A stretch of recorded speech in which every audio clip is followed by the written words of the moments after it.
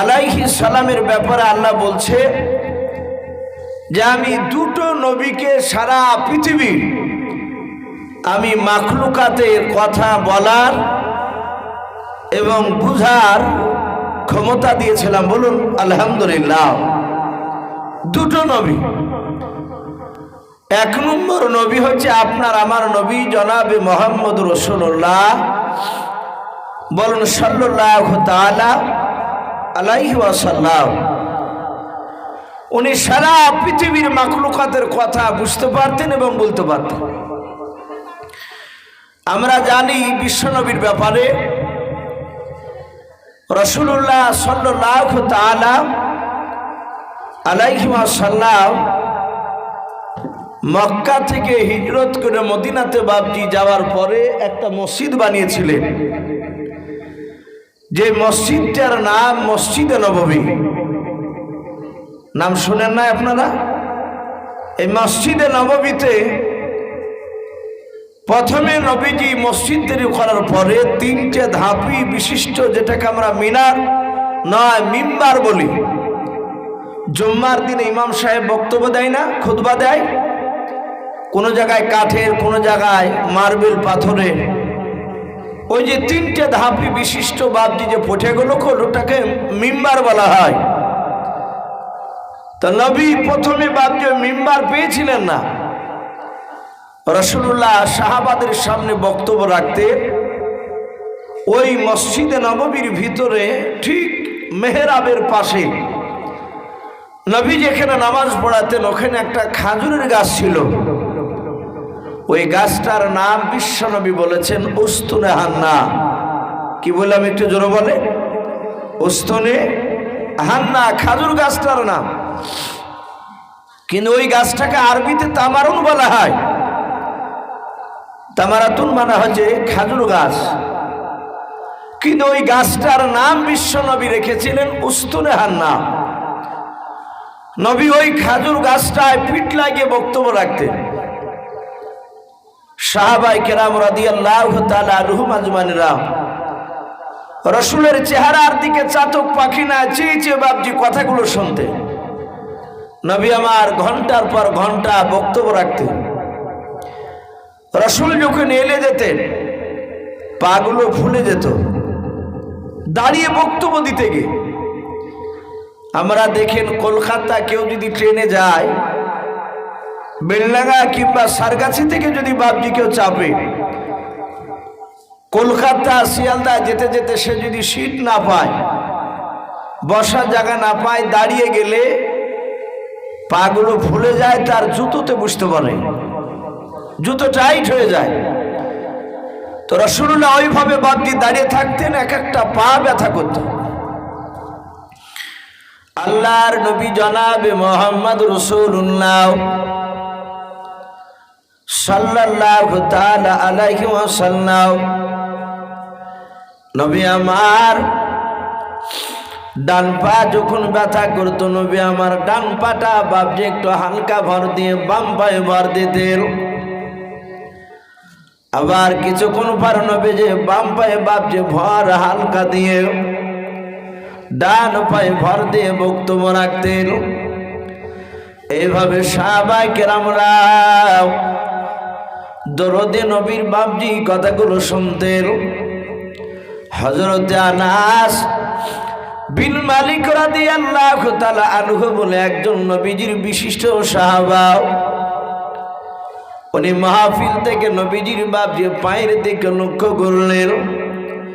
নবী আমার কোন সময় ডান পায়ে বাবজি ভর দিয়ে বক্তব্য দেয়, আবার নবী কিছুক্ষণ পর বাবজি বাম পায়ে ভর দিয়ে বক্তব্য দেয়। সাহাবা মনে মনে বুঝতে পেরেছেন নবী আমার দাঁড়িয়ে দাঁড়িয়ে বক্তব্য দিতে রাসূলুল্লাহর কষ্ট হয়। সাহাবারা সকলে নবীজির দিওয়ানা ছিলেন। আমাদের মতো বাবজি মুনাফিক শ্রোতা সাহাবারা ছিলেন না। আমরা অনেকেই রাসূলুল্লাহকে বাবজি ভালোবাসে দাবি করি, কিন্তু প্রকৃতি বাবজি আমরা রাসূলুল্লাহকে বাবজি প্রকৃতি ভালোবাসি না। যেইভাবে ভালোবাসা দরকার আমরা সেইভাবে বাপজি ভালোবাসতে পারিনি, কিন্তু সাহাবারা যেইভাবে ভালোবাসা দরকার তারা সেইভাবে ভালোবেসেছিলেন। বলুন আলহামদুলিল্লাহ। তারা এত ভালোবাসতেন। আমার বিশ্ব নবী মসজিদে নববীতে বক্তব্য রাখছিলেন। একজন সাহাবা, মুখে কয়েকটা দাড়ি ছিল, ফুরফুরেনি দাড়ি, পাতলা দাড়ি যাকে বলা। রাসূল সাল্লাল্লাহু তাআলা আলাইহি ওয়াসাল্লাম ওই সাহাবার দিকে তাকিয়ে একটু মুচকে মুচকে হাসলেন। সাহাবা মনে মনে ভাবলেন, বিশ্ব নবী আমার এই পাতলার দাড়ি দেখে মনে হয় হাসলেন, তাহলে পাতলা দাড়ি মনে হয় ভালো নেই। উনি বাড়ি থেকে দাড়িগুলোকে সব তুলেছে। আমার রাসূলুল্লাহ হেসেছেন এই দাড়ি দেখে, মনে হয় রাসূলের কাছে ভালো লাগেনি। পরের দিন বাপজি রাসূলুল্লাহ ওই লোকটাকে দেখে, সাহাবাকে দেখে নবীজি কাঁদছে। সাহাবা রাসূলের কাছে গিয়ে বলছেন, ফেদা কাবি ওয়া উম্মি ইয়া রাসূলুল্লাহ ইয়া হাবিবাল্লাহ, নবী আপনি কাঁদছেন কেন? বলে, সাহাবা তোমার গতকালকা দাড়ি দেখেছিলাম সেগুলো কই? সাহাবা কাঁদতে কাঁদতে বলছেন, হুজুর আমি ওগুলোকে ছিঁড়ে ফেলেছি। আপনি গতকালকে যা হাসছিলেন। বিশ্ব নবী আমার কেঁদে কেঁদে বলেন, সাহাবাও শুনে নাও, আমি গতকালকে তোমার পাতলা দাড়ি দেখে আমি হাসি নাই রে। সাহাবা শুনে নাও, আমি গতকালকে আমি তোমার ফেরেশতার প্রতিযোগিতা দেখে হাসছিলাম। বলুন সুবহানাল্লাহ। বিশ্ব নবীর সাহাবা রাদিয়াল্লাহু তাআলা আনহুম আজমাইন গণদের মধ্যে থেকে বাবা ওই সাহাবা ডাক দিয়ে বলেন, হুজুর আপনি কিভাবে ফেরেশতাদের আপনি প্রতিযোগিতা দেখলেন? বলার সাহাবা ডাক দিয়ে বলেছেন, হুজুর আপনি একটুখানি বলার। আল্লাহর নবী বলেন, সাহাবা তোমার পাতলা দাড়ির কারণে এত ফেরেশতা এসেছে দাড়িতে বসার জন্য।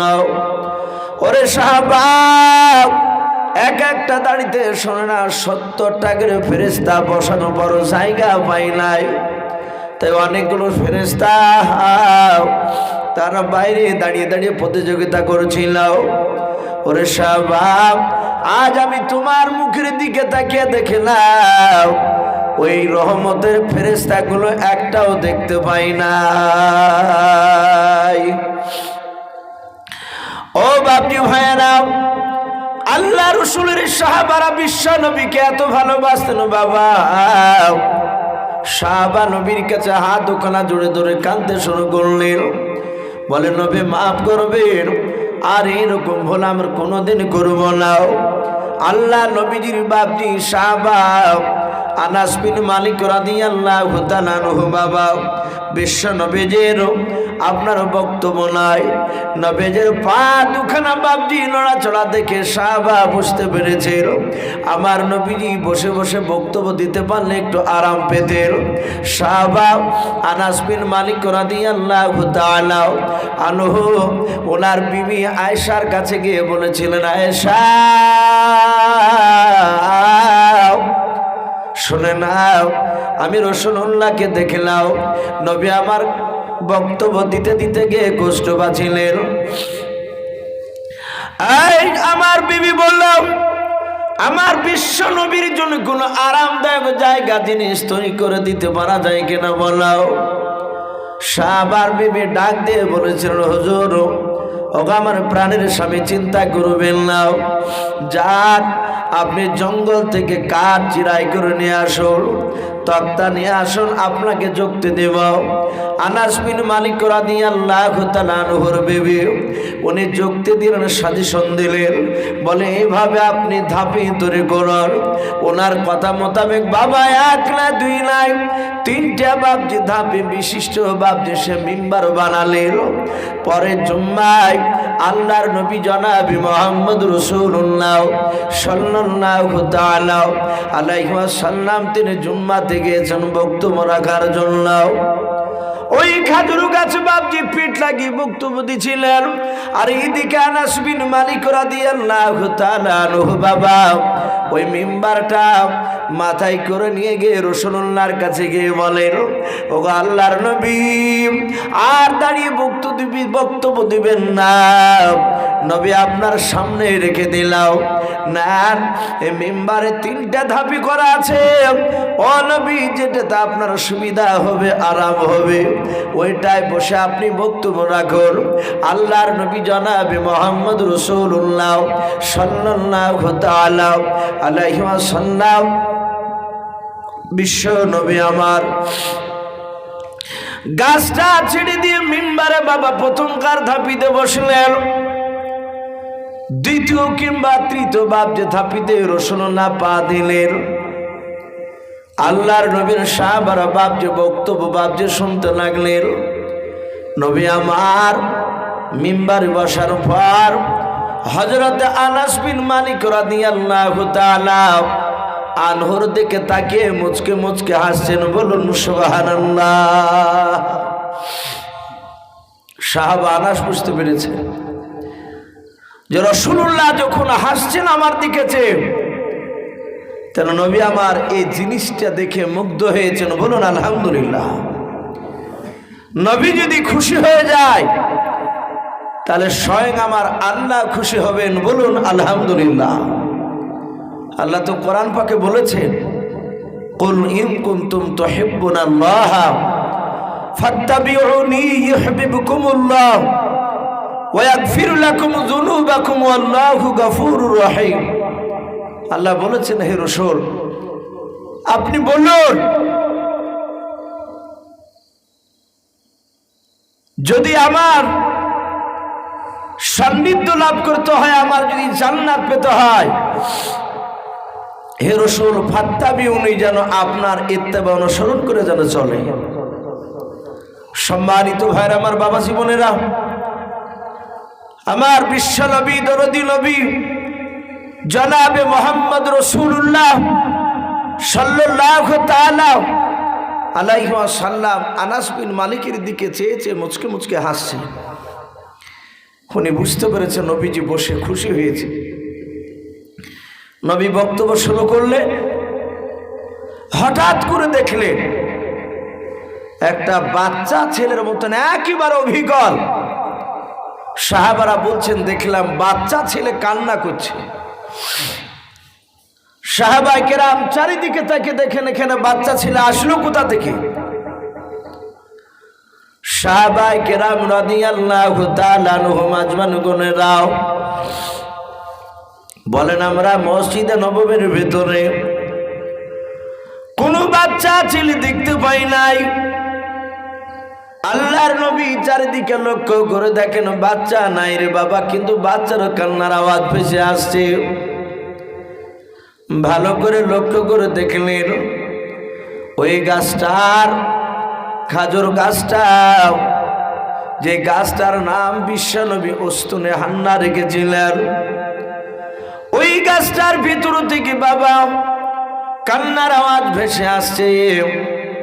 আল্লাহর নবী জনাবে মুহাম্মদ রাসূলুল্লাহ সাল্লাল্লাহু তাআলা আলাইহি ওয়াসাল্লাম নবী আমার রহমতের হাতখানা, বরকতময় হাতটাও আল্লাহর নবীর পা থেকে মাথা পর্যন্ত গোটা দেহখানা বাপজি বরকতে ভরা ছিল। বলুন আলহামদুলিল্লাহ। নবী আমার যে জায়গায় হাত দিতেন বাপজি শুধু বরকত আপনার ফলত। আল্লাহর রাসূল ডাক দিয়ে বলেন, ওরে খাজুর গাছ, এই গাছ তুই কান্না করেছিস কেন বল? গাছটা চিৎকার করে কেঁদে কেঁদে বলেছিল, হুজুর এতদিন ধরে আপনার রহমতের বডিখানা, বরকতের বডিখানাও আমার শরীরে আপনি স্পর্শ করে বক্তব্য রাখতেন। ও আল্লাহর নবী, আপনার রহমত থেকে আজকে আমি বঞ্চিত হয়ে গিয়েছি, বলুন আলহামদুলিল্লাহ। কেন? বলে হুজুর প্রতিদিন পিঠ থেকে বক্তব্য রাখতেন, আজ তো ঠাকার নাই, আজ ওই জায়গায় বসে বক্তব্য রাখছে। রাসূল বললেন, গাছ আর কাঁদিস না, কান্না বন্ধ কর। সাহাবারা বলেন, বাচ্চা ছেলে কাঁদলে যেমন তার মা দৌড়ে এসে কোলে নিলে যেমন চুপে যায়, নবী যাহা তাহা দিলেন, কান্না করতে বন্ধ করেন। গাছটা আস্তে আস্তে কান্না করা বন্ধ করে দিল, বলুন আলহামদুলিল্লাহ। নবী বলেন, গাছ কাঁদিস না, আমি রাসূল কিয়ামতের ময়দানে আল্লাহ যেই জান্নাতটা আল্লাহ আমাকে দিবেন, আল্লাহ যদি আমাকে জান্নাত দেয়, যেই জান্নাতটা আমাকে দিবে সেই জান্নাতটায় তোকে নিয়ে থাকবো, বলুন আলহামদুলিল্লাহ।